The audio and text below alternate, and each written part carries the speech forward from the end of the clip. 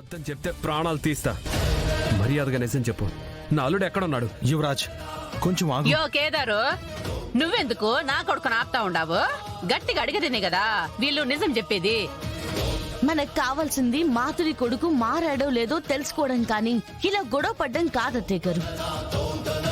ఇలా ఒకరి మీద ఒకరు అరుచుకోవడం వల్ల ఏ ఉపయోగం లేదు పిన్ని. ఇప్పుడేం చేద్దామమ్మా కౌశికి? వంశీ మాధురి ఏమో ఈ బిడ్డ వాళ్ళ బిడ్డ కాదు అంటున్నారు, డాక్టర్ ఏమో వాళ్ళ బాబే అంటున్నారు. అదే నాకు కూడా అర్థం కావడం లేదు బాబాయ్. ప్లీజ్ డాక్టర్, నా కొడుకు నాకు ఇవ్వండి.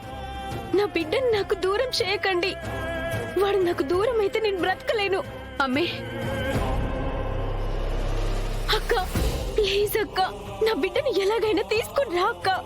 ప్లీజ్ అక్క.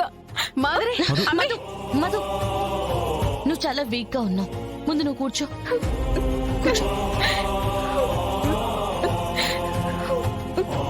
బాబుకి ఏం కాదు, అందరం ఇక్కడే ఉన్నాం కదా. ఏదో ఒకటి చేసి బాబుని తీసుకొస్తాం. ఏదో ఒకటి చేయడం ఏంటి? పోలీసులకి ఫోన్ చేస్తే వాళ్ళే వచ్చి నిజం ఏంటో తేలుస్తారు.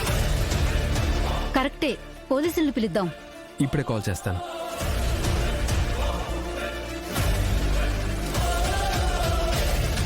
బాబు చేయి మీద మచ్చుంటుంది, నాకు కూడా అక్కడే మచ్చుంది. నర్స్ ఇక్కడి నుంచి డైరెక్ట్ గా నా దగ్గరికి బాబుని తీసుకొచ్చింది. ఏం ఆలోచిస్తున్నావు జగదాత్రి? మాధురి చెప్పింది నిజమైతే బాబు హాస్పిటల్లోనే ఎక్కడో మారిపోయి ఉండాలి వదినా. హాస్పిటల్ అంతా సీసీ కెమెరాస్ ఉంటాయి కదా, చూస్తే ఏమైనా క్లూ దొరుకుతుందేమో అని ఆలోచిస్తున్నాను వదినా. నువ్వు పోలీస్ కూతురివి అంతే, పోలీస్వి కాదు. పెద్ద పోలీస్ లాగా క్లూలు సీసీ కెమెరాలని మాట్లాడుతుంది. అక్క, కమిషనర్ అంకుల్తో మాట్లాడాను. 10 minutes లో ఇన్స్పెక్టర్ ఇక్కడికి వస్తారు. ఓ పోలీస్ అమ్మ కూతురు, నీ సాయం మాకేమీ అవసరం లేదు.